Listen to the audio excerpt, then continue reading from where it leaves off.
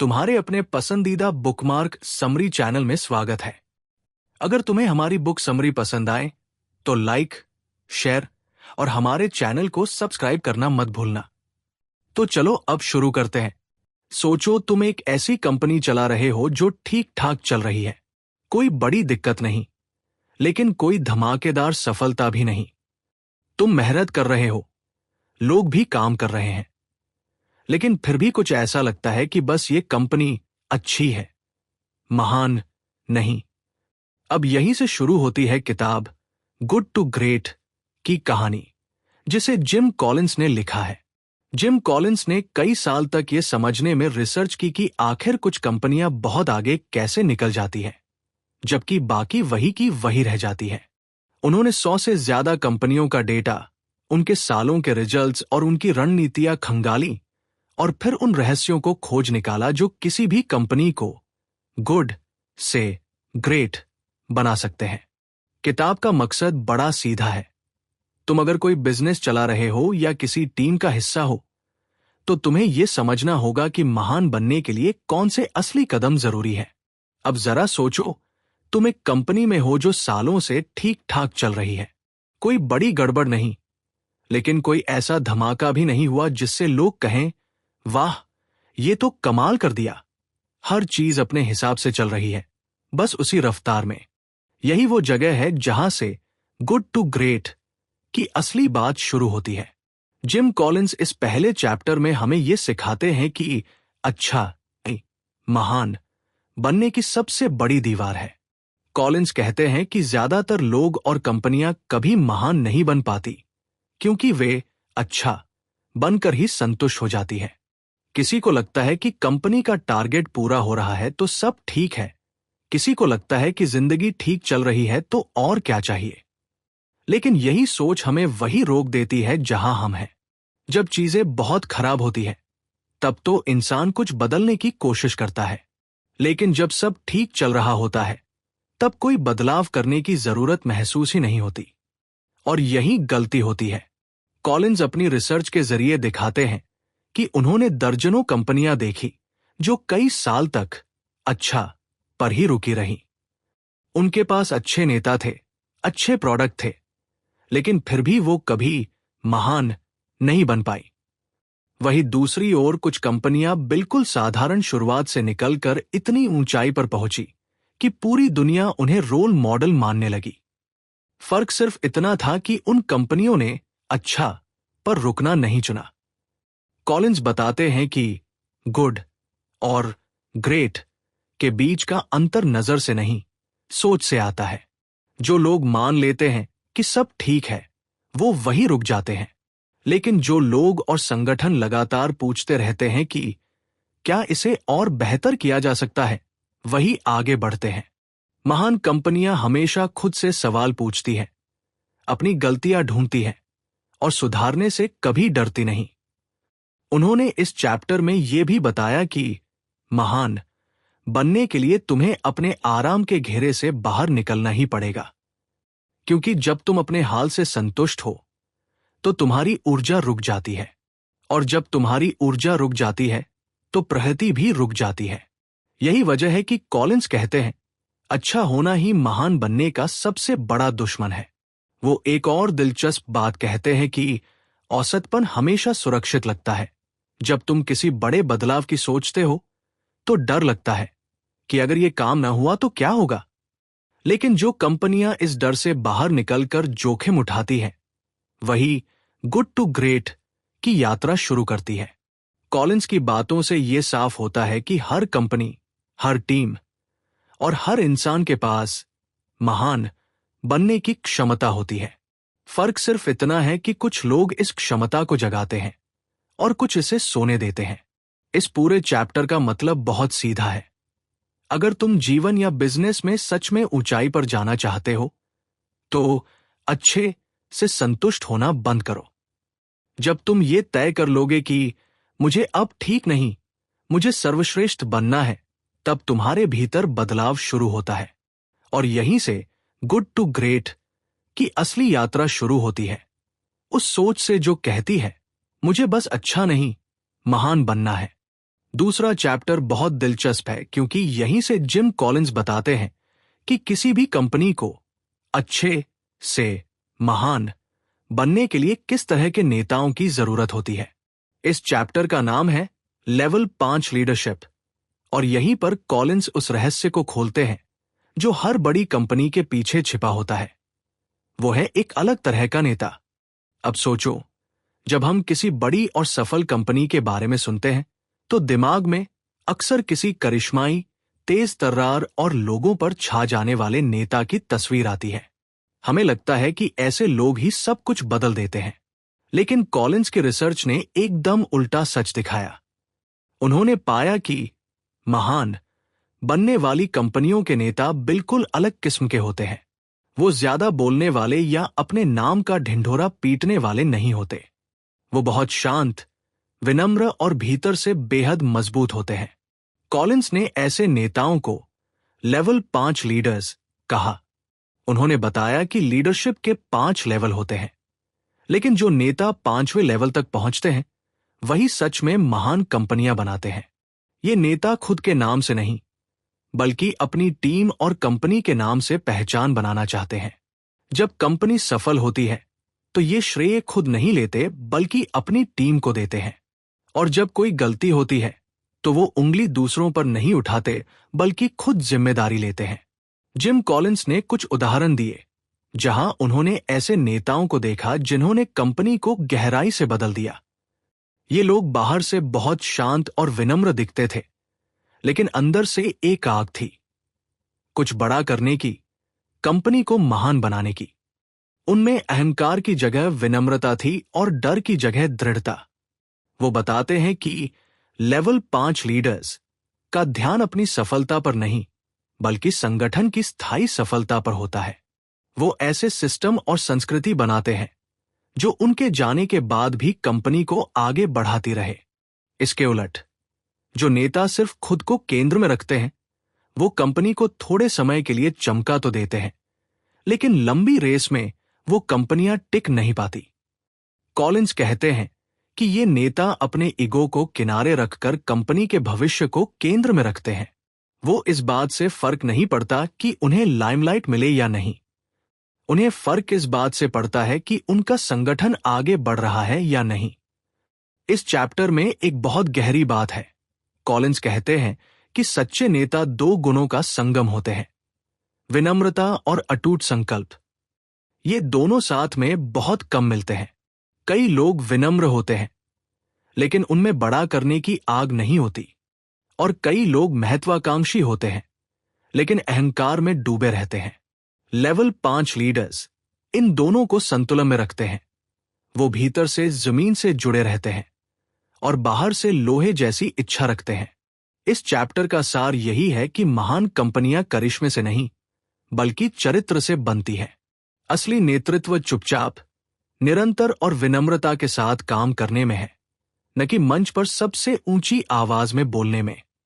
Collins ये भी कहते हैं कि अगर किसी कंपनी को महान बनना है तो उसे ऐसे नेताओं की जरूरत है जो खुद के बजाय संगठन के बारे में सोचे, जो नाम के बजाय विरासत छोड़ना चाहे। यही लेवल 5 लीडरशिप का मतलब है, ऐसी लीडरशिप जो सिर्फ आज के लिए नहीं, बल्कि आने वाले समय के लिए काम करती है। तीसरा chapter, first who then what, असल में इस किताब के सबसे गहरे और समझदार चैप्टरों में से एक है, क्योंकि यहां जिम कॉलिंस एक बहुत साधारण दिखने वाली लेकिन बेहद ताकतवर बात समझाते हैं।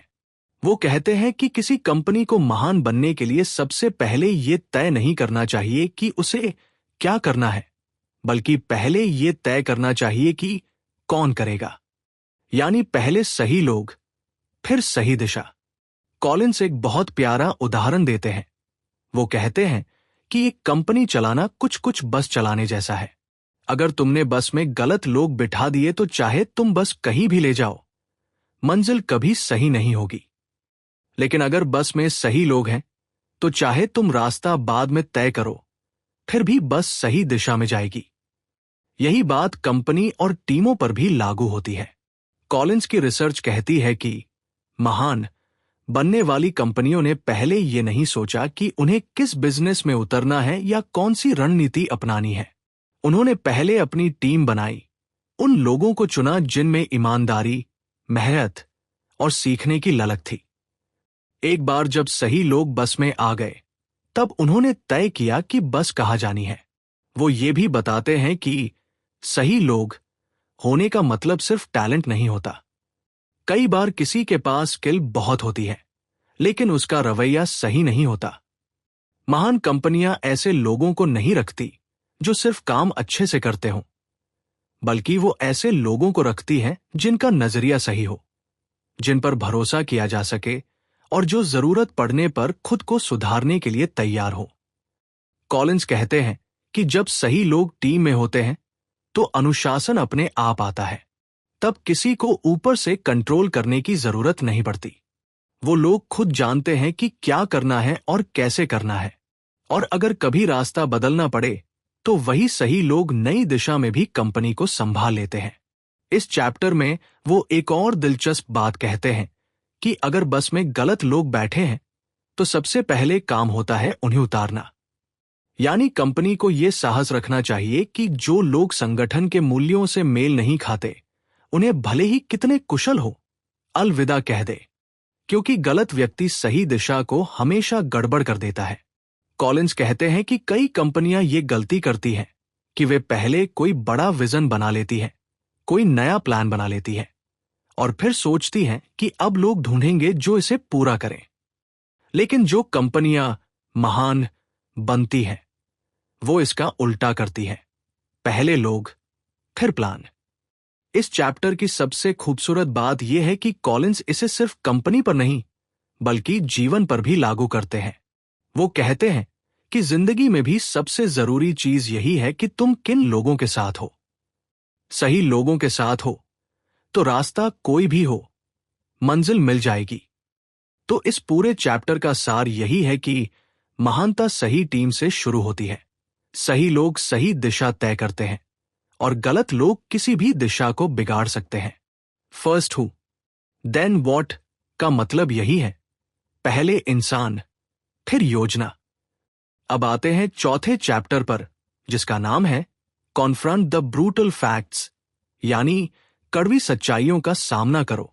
ये वो चैप्टर है जहां जिम कॉलिंस हमें एक बहुत सच्ची और थोड़ी चुभने वाली बात समझाते हैं।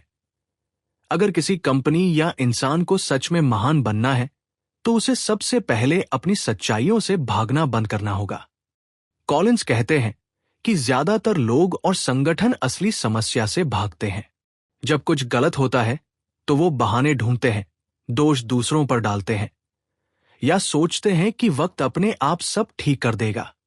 लेकिन जो कंपनियां महान बनती हैं, वो ऐसा नहीं करती। वो अपनी हर कमजोरी, हर गलती, हर असफलता को खुली आंखों से देखती है। वो सच्चाई से डरती नहीं, बल्कि उसी से सीखकर आगे बढ़ती है। कॉलिंस बताते हैं कि महान कंपनियों के पास एक ऐसी संस्कृति होती है जहां लोग सच्चाई बोलने से नहीं डरते। वहां कोई इस बात से नहीं डरता कि अगर उसने कोई बुरी खबर दी तो बॉस नाराज हो जाएगा, बल्कि वहां सच्चाई बोलने की हिम्मत को सराहा जाता है। ऐसी कंपनियों में सब जानते हैं कि असली सुधार तभी होगा जब हम असली सच्चाई को देखेंगे, चाहे वो कितनी भी कठोर क्यों ना हो। वो स्टॉकडेल पैराडॉक्स नाम की एक बात का जिक्र करते हैं, जो इस चैप्टर की रीड है। ये कहानी एक अमेरिकी सैनिक जेम्स स्टॉकडेल की है, जो वियतनाम युद्ध के दौरान कई सालों तक कैद में रहा। उसे लगातार यातनाएं दी गई, लेकिन उसने हार नहीं मानी। बाद में जब उससे पूछा गया कि इतने कठिन हालात में वो कैसे जिंदा रहा, तो उसने कहा, मैंने कभी ये विश्वास नहीं छोड़ा कि आखिर में मैं जीतूंगा, लेकिन मैंने कभी सच्चाई से आंख नहीं चुराई कि मेरे हालात बहुत कठिन हैं। कॉलिंस कहते हैं कि यही सिद्धांत कंपनियों पर भी लागू होता है। तुम्हें हमेशा विश्वास रखना चाहिए कि अंत में तुम सफल होगे, लेकिन तुम्हें यह मानने की हिम्मत भी रखनी होगी कि इस वक्त हालात खराब है। वो बताते हैं कि जो कंपनियां गुड टू ग्रेट बनी, उन्होंने इस सिद्धांत को अपनाया। उन्होंने अपने आंकड़े देखे, अपनी गलतियां मानी, बाजार की हकीकत को समझा और फिर खुद से पूछा, अब हमें क्या बदलना चाहिए। उन्होंने कभी खुद को धोखा नहीं दिया कि सब ठीक है, बल्कि हमेशा सच्चाई को देखकर निर्णय लिया। कॉलिंस इस चैप्टर में यह भी कहते हैं कि सच्चाई का सामना करने का मतलब सिर्फ आलोचना करना नहीं है। इसका मतलब है स्थिति को साफ साफ देखना और फिर सही कदम उठाना। कई बार जब सच्चाई सामने आती है तो डर लगता है, लेकिन जो लोग उस डर से ऊपर उठते हैं वही सुधार कर पाते हैं। वो ये भी बताते हैं कि जो कंपनियां महान नहीं बन पाई, उनकी सबसे बड़ी गलती यही थी कि उन्होंने सच्चाई को अनदेखा किया। या तो उन्होंने खुद को ये यकीन दिलाया कि सब ठीक है, या उन्होंने वो बातें सुननी ही बंद कर दी जो उन्हें असहज लगती थी। और धीरे धीरे वही आत्मसंतोष उन्हें नीचे खींच ले गया। कॉलिंस का ये चैप्टर हमें सिखाता है कि अगर किसी संगठन को आगे बढ़ना है तो उसे एक ऐसा माहौल बनाना होगा जहां हर कोई सच बोल सके, जहां आंकड़ों पर भावनाओं से ज्यादा भरोसा किया जाए, और जहां हर गलती को छिपाने की नहीं, समझने की कोशिश की जाए। इस चैप्टर का असली सार यही है कि उम्मीद और सच्चाई दोनों को साथ लेकर चलना ही महानता की असली पहचान है। सिर्फ सकारात्मक सोच काफी नहीं होती, और सिर्फ निराशा से भी कुछ नहीं होता। महान कंपनियां हमेशा उस संतुलन को बनाए रखती हैं। वे कठिन सच्चाइयों को मानती हैं, लेकिन विश्वास कभी नहीं छोड़ती कि वे उन्हें पार कर जाएंगी। अब आते हैं 5वें चैप्टर पर, जिसका नाम है द हेजहॉग कॉन्सेप्ट, यानी शाही का सिद्धांत। सुनने में थोड़ा अजीब लगता है ना? लेकिन जिम कॉलिंस ने इस चैप्टर में एक बहुत ही खूबसूरत और गहरी बात समझाने के लिए इस प्यारे जानवर का उदाहरण लिया है। कॉलिंस कहते हैं कि दुनिया में 2 तरह के लोग या कंपनियां होती हैं। एक होती है लोमड़ी जैसी, जो बहुत चालाक होती है, हर चीज के बारे में थोड़ा थोड़ा जानती है, हमेशा कई योजनाएं बनाती है, लेकिन अंत में किसी एक दिशा में पूरी तरह नहीं जाती। और दूसरी होती है शाही जैसी, साधारण, सीधी सादी, लेकिन जिनके पास एक ऐसा बड़ा विचार होता है जो उनके हर फैसले को दिशा देता है। लोमड़ी हजारों तरीकों से शाही को मात देने की कोशिश करती है, लेकिन शाही के पास एक ही उपाय है। जब खतरा आता है तो वो खुद को गोल करके कांटे खड़े कर लेती है, और लोमड़ी कुछ नहीं कर पाती। शाही जीत जाती है, क्योंकि उसे पता है कि उसे क्या करना है। अब कॉलिंस कहते हैं कि महान बनने वाली कंपनियां भी शाही जैसी होती है। उनके पास भी एक बड़ा और साफ विचार होता है जो हर चीज को सरल बना देता है।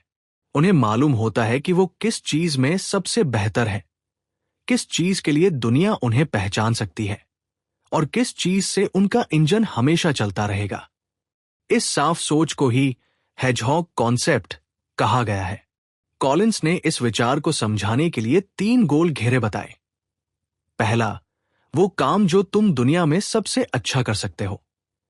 दूसरा, वो चीज जिसके लिए तुम्हारे भीतर असली जुनून हो। और तीसरा, वो काम जिससे तुम्हारा आर्थिक इंजन यानी तुम्हारा बिजनेस लगातार चलता रहे। जब ये तीनों चीजें एक दूसरे को काटती हैं, वहीं हेजहॉग कॉन्सेप्ट जन्म लेता है। महान कंपनियां खुद से ये पूछती हैं, हम किस काम में दुनिया में सबसे बेहतर बन सकते हैं? ये नहीं कि हम अभी क्या अच्छा कर रहे हैं, बल्कि क्या हम किसी चीज में वाकई सर्वश्रेष्ठ हो सकते हैं? वो हर बिजनेस आइडिया को इसी कसौटी पर परखती है।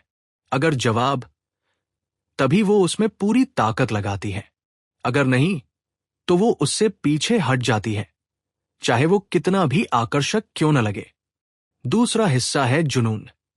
कॉलिंस कहते हैं कि महानता बिना प्यार और उत्साह के नहीं आती। जो कंपनियां महान बनी, उनके लोग अपने काम से गहराई से जुड़े थे। वो सिर्फ पैसा कमाने के लिए नहीं, बल्कि अपने काम से कुछ बड़ा करने के लिए प्रेरित थे। तीसरा हिस्सा है आर्थिक इंजन, यानी वो चीज जिससे कंपनी लगातार कमाई कर सके। महान कंपनियां सिर्फ आइडिया पर नहीं, बल्कि उस आइडिया को टिकाऊ बनाने पर ध्यान देती है। उन्हें पता होता है कि कौन सा पहलू उनके बिजनेस को लंबे वक्त तक ताकत देगा। कॉलिंस बताते हैं कि जब कोई कंपनी इन तीनों का संगम ढूंढ लेती है, तो उसके सारे फैसले साफ हो जाते हैं। उसे पता होता है कि क्या करना है, क्या नहीं करना है और कहां अपनी ऊर्जा लगानी है। उस वक्त से कंपनी एक दिशा में इतनी स्थिर और मजबूत गति से बढ़ती है कि बाकी दुनिया सिर्फ देखती रह जाती है। वो यह भी कहते हैं कि हेजहॉग कॉन्सेप्ट कोई एक दिन में बनने वाली चीज नहीं है। इसके लिए धैर्य चाहिए, सोच चाहिए और लगातार खुद से ईमानदारी से सवाल पूछने की हिम्मत चाहिए। लेकिन जब एक बार ये साफ हो जाता है तो वही कंपनी को गुड टू ग्रेट बना देता है। इस चैप्टर का असली सार यही है कि महानता की कुंजी सादगी में छिपी है। जो कंपनियां सब कुछ करने की कोशिश करती हैं, वो उलझ जाती हैं। लेकिन जो कंपनियां एक चीज को गहराई से समझकर उसमें सर्वश्रेष्ठ बनती हैं, वही असली शाही होती है, शांत, केंद्रित और अजेय। छठा चैप्टर है अ कल्चर ऑफ डिसिप्लिन, यानी अनुशासन की संस्कृति। ये चैप्टर उस अंदरूनी ताकत की बात करता है जो किसी कंपनी को लंबे समय तक महान बनाए रखती है। जिम कॉलिंस कहते हैं कि सिर्फ सही लोग और सही दिशा काफी नहीं होती। असली फर्क तब पड़ता है जब पूरी कंपनी के अंदर एक ऐसी संस्कृति बन जाती है जहां हर इंसान अनुशासन से काम करता है, लेकिन जबरदस्ती से नहीं, अपनी समझ और जिम्मेदारी से। कॉलिंस कहते हैं कि ज्यादातर कंपनियां दो तरह की गलती करती हैं। एक, वो बहुत ज्यादा नियम और नियंत्रण लगा देती है, जिससे लोग दबाव में काम करते हैं और अपनी रचनात्मकता खो देते हैं। दूसरी, वो बहुत ढीली छोड़ देती है, जिससे दिशा ही गड़बड़ा जाती है। लेकिन महान कंपनियां इन दोनों के बीच का सही संतुलन ढूंढ लेती है। वहां नियम नहीं, बल्कि अनुशासन की सोच होती है। वहां हर व्यक्ति को पता होता है कि उसे क्या करना है, क्यों करना है, और वो अपने काम की जिम्मेदारी खुद लेता है। कॉलिंस कहते हैं कि अनुशासन वाली संस्कृति का मतलब यह नहीं कि हर कोई बॉस की बात माने। इसका मतलब है कि संगठन में ऐसे लोग हों जिन्हें अपने काम का जुनून हो और जो खुद अपनी सीमाएं तय कर सके। ऐसे लोग नियमों से नहीं, अपने उद्देश्य से चलते हैं। जब कंपनी में ऐसे लोग होते हैं तो किसी को ऊपर से उन्हें धक्का देने की जरूरत नहीं पड़ती। वो बताते हैं कि महान कंपनियों के पास हमेशा एक हेजहॉग कॉन्सेप्ट होता है, यानी उन्हें पता होता है कि वो किस चीज में सर्वश्रेष्ठ है। अब जब ये स्पष्ट हो जाता है तो अनुशासन की संस्कृति उसी दिशा में सबको जोड़ देती है। हर कोई उसी एक विचार को ध्यान में रखकर काम करता है और फिर कंपनी में कोई भ्रम नहीं रहता कि कौन क्या कर रहा है। कॉलिंस इस चैप्टर में कहते हैं कि अनुशासन का मतलब सख्ती नहीं, स्पष्टता है। जब लोगों को ये साफ समझ होती है कि उनका काम क्या है और क्यों है, तो उन्हें बाहरी नियंत्रण की जरूरत नहीं पड़ती। वो अपने अंदर से प्रेरित होकर वही करते हैं जो कंपनी के लिए सही है। उन्होंने इस बात को एक शानदार वाक्य में कहा है, जब तुम्हारे पास अनुशासन वाले लोग होते हैं तो तुम्हें नियंत्रण की जरूरत नहीं होती। जब तुम्हारे पास अनुशासन वाली सोच होती है तो तुम्हें ब्यूरोक्रेसी की जरूरत नहीं होती। यानी जितना ज्यादा अंदर से अनुशासन आता है, उतनी ही बाहरी पाबंदियों की जरूरत कम होती जाती है। कॉलिंस ने यह भी समझाया कि अनुशासन का मतलब सिर्फ मेहनत नहीं है, बल्कि ये भी है कि तुम वो काम करने से मना कर सको जो तुम्हारे मुख्य उद्देश्य से मेल नहीं खाता। महान कंपनियां सिर्फ ये नहीं तय करती कि क्या करना है, बल्कि यह भी तय करती हैं कि क्या नहीं करना है। इस ना कहने की क्षमता ही उन्हें केंद्रित और मजबूत बनाए रखती है। उन्होंने कुछ कंपनियों का जिक्र किया जो गुड टू ग्रेट बनी क्योंकि वहां अनुशासन सिर्फ एक नीति नहीं थी, बल्कि एक आदत थी। वह हर कर्मचारी अपने काम को इस नजर से देखता था कि क्या ये हमारे बड़े लक्ष्य के अनुरूप है।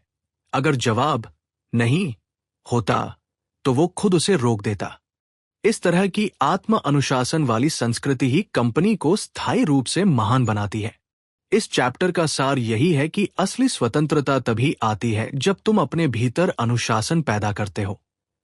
जो कंपनियां और लोग अपने काम में जिम्मेदारी और स्पष्टता के साथ आगे बढ़ते हैं, उन्हें बाहर से किसी के आदेश की जरूरत नहीं होती। कॉलिंस का यह संदेश बहुत सुंदर है। अनुशासन आजादी को खत्म नहीं करता, बल्कि उसे सच्चा बनाता है। जब किसी संगठन में हर व्यक्ति अपने काम को समझता है, अपने फैसलों की जिम्मेदारी लेता है और अपनी सीमाएं जानता है, तभी वह कंपनी अच्छी से महान बनती है।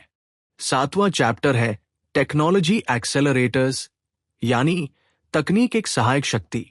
इस चैप्टर में जिम कॉलिंस बहुत सटीक और साफ तरीके से बताते हैं कि तकनीक किसी कंपनी को महान बना सकती है, लेकिन सिर्फ तब जब कंपनी पहले से ही मजबूत सोच और अनुशासन पर टिकी हो। कॉलिंस कहते हैं कि कई लोग ये सोचते हैं कि अगर कोई कंपनी नई तकनीक अपनाएगी तो वो तुरंत सफल हो जाएगी, लेकिन असलियत इससे बहुत अलग है। तकनीक अपने आप किसी को महान नहीं बनाती, वो सिर्फ उस दिशा में तेजी लाती है जिसमें कंपनी पहले से चल रही होती है। वो कहते हैं कि महान कंपनियां तकनीक को कारण की तरह नहीं बल्कि सहयोगी की तरह इस्तेमाल करती है। यानी वो पहले ये समझती है कि उनका असली उद्देश्य क्या है, उनका हेजहॉग कॉन्सेप्ट क्या है, और फिर तकनीक का इस्तेमाल उसी को आगे बढ़ाने के लिए करती है। इसके उलट जो कंपनियां तकनीक के पीछे भागती रहती हैं, नई नई चीजें अपनाने के चक्कर में अपनी दिशा भूल जाती हैं, वो कभी टिक नहीं पाती। कॉलिंस इस चैप्टर में कई उदाहरण देते हैं जहां उन्होंने देखा कि महान कंपनियां किसी नई तकनीक को अपनाने में सबसे पहले नहीं थी, लेकिन जब उन्होंने उसे अपनाया तो ऐसे अपनाया कि उसने कंपनी की रफ्तार कई गुना बढ़ा दी। वो नई तकनीक से डरती नहीं थी, लेकिन बिना सोचे समझे उसे अपनाने की जल्दी भी नहीं करती थी। पहले वो ये देखती थी कि क्या ये चीज उनके काम के असली मकसद के साथ मेल खाती है या नहीं। अगर हां, तो वो उसे पूरे अनुशासन के साथ लागू करती थी। वो बताते हैं कि तकनीक को लेकर डरने या भागने की जरूरत नहीं है। असली सवाल ये नहीं कि कौन सी तकनीक सबसे नई है, बल्कि ये है कि तुम्हारे बिजनेस के लिए कौन सी तकनीक सही है। जो कंपनियां इस सवाल को समझ लेती हैं, वही इसे एक एक्सेलरेटर यानी रफ्तार बढ़ाने वाले इंजन की तरह इस्तेमाल करती है। कॉलिंस कहते हैं कि कमजोर कंपनियां अक्सर तकनीक का इस्तेमाल अपनी असली समस्याओं को छिपाने के लिए करती है, जैसे किसी को अपनी नींव मजबूत करने की जरूरत हो, लेकिन वो सिर्फ नई पॉलिश लगाकर सोच ले कि अब सब ठीक हो जाएगा। यह तरीका टिकाऊ नहीं होता।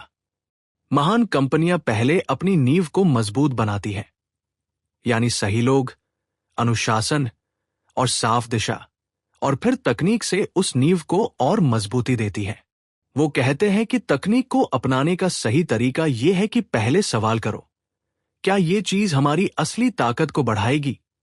अगर जवाब हाँ है, तो पूरी शक्ति के साथ उसे अपनाओ। अगर जवाब नहीं है, तो चाहे वो चीज कितनी भी चर्चित क्यों ना हो, उसे छोड़ दो। यही अनुशासन महान कंपनियों को बाकी से अलग करता है। इस चैप्टर में कॉलिंस एक खूबसूरत बात कहते हैं, तकनीक महानता का कारण नहीं, परिणाम है। यानी महान कंपनियां पहले अपनी सोच से महान बनती है, फिर तकनीक उनके उस सफर को और तेज कर देती है।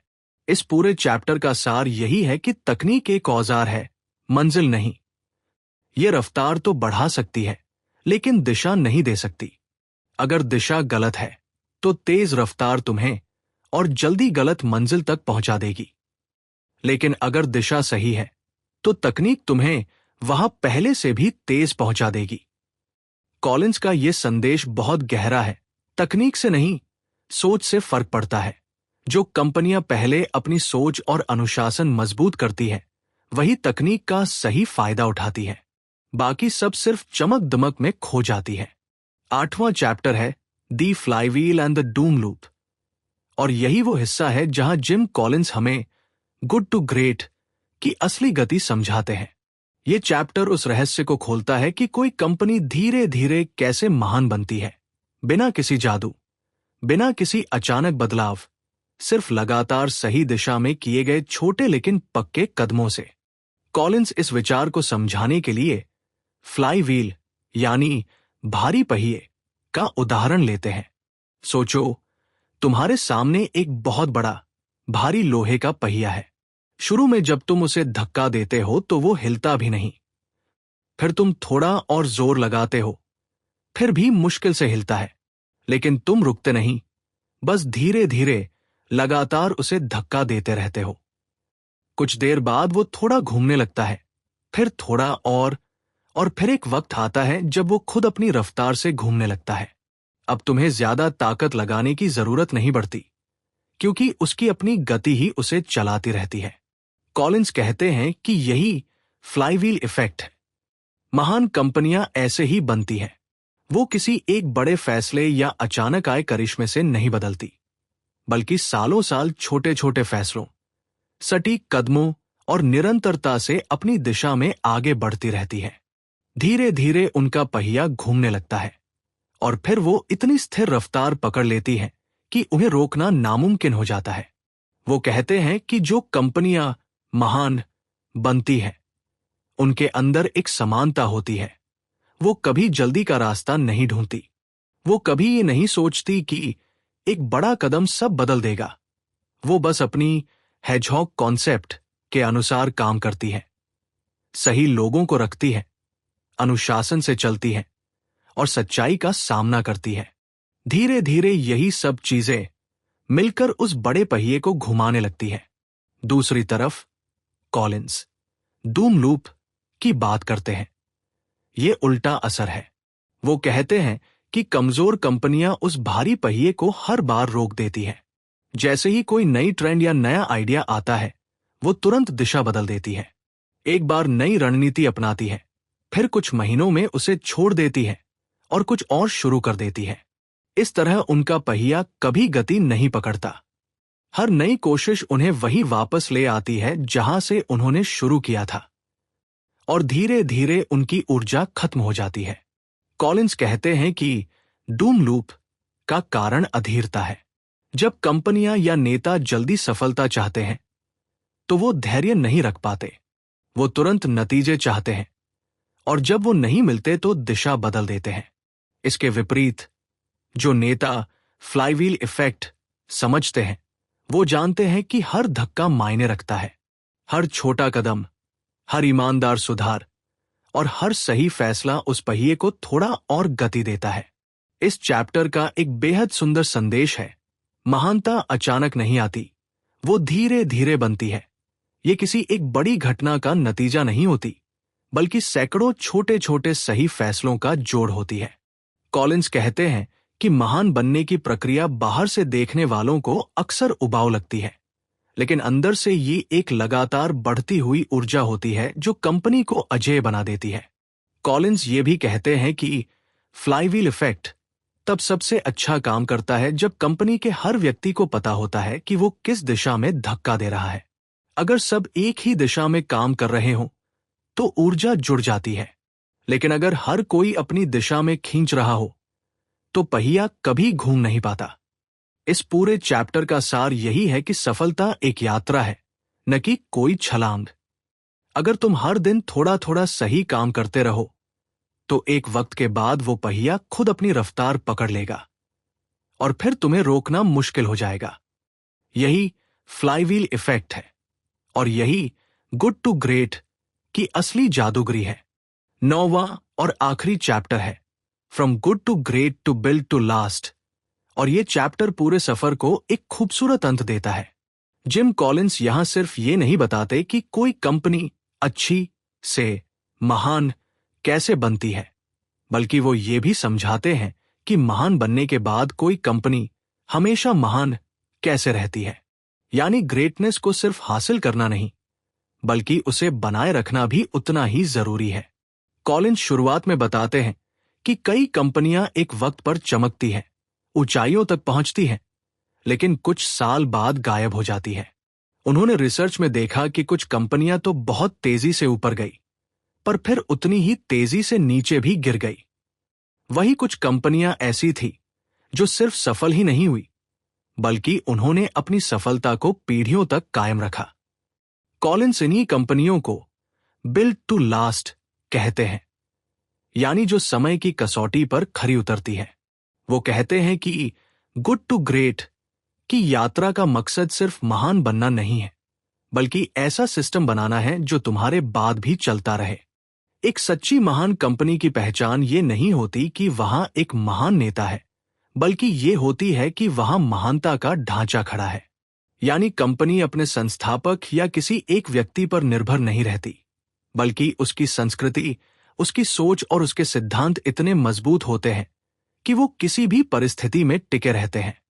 कॉलिंस एक बात पर जोर देते हैं, महानता किसी व्यक्ति की नहीं, एक सोच की संपत्ति होती है।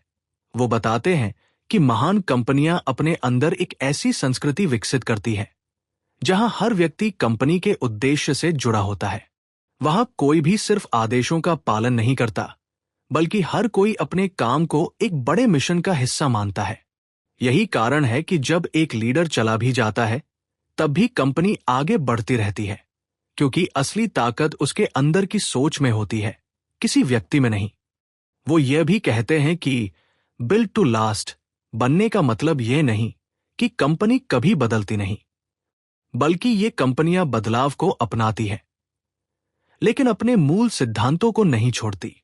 उनके अंदर लचीलापन होता है, लेकिन उनकी जड़ें गहरी होती है। यही संतुलन उन्हें दशकों तक टिकाए रखता है। कॉलिंस इस चैप्टर में एक सुंदर तुलना करते हैं। वो कहते हैं कि गुड टू ग्रेट बनना किसी पर्वत पर चढ़ने जैसा है, लेकिन बिल्ड टू लास्ट बनना उस पर्वत के ऊपर मंदिर बनाने जैसा है। चढ़ाई मुश्किल होती है, पर असली चुनौती तब आती है जब शिखर पर पहुंचकर उसे कायम रखना हो। वो एक और गहरी बात कहते हैं कि जो नेता सच्चे मायनों में महान होते हैं, वो अपनी सफलता को खुद तक सीमित नहीं रखते। वो ऐसा सिस्टम बनाते हैं जो उनके जाने के बाद भी काम करता रहे। वो अपनी सोच को लोगों में, संस्कृति में और हर फैसले में समा देते हैं। इसीलिए उनकी कंपनियां समय के साथ और मजबूत होती जाती हैं।